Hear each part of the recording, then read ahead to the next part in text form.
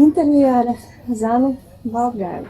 Un viņas tēma šodien ir par izglītības misiju, jēgu un mērķi.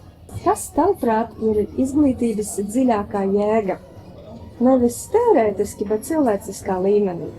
Tā dziļākā jēga droši vien ir tas, ka izglītības posms kā tāds palīdz cilvēkam atrast savas stiprās puses, stiprināt savas varbūt netik spēcīgās un kopumā kļūt par tādu sabiedrības locekli, kurš spēj jēgpilni nodzīvot savu dzīvi un jūtoties tajā labi, līdz ar to dot pienesumu tādai plašākai pasaulē. Tas būtu tas, uz ko mums būtu jāiet. Es uzskatu, ka mēs palīdzam tam cilvēkam, respektējot katru mūsu individualitāti. Ejot šo izglītības ceļu, pirmkārt, viņš ir nebeidzams.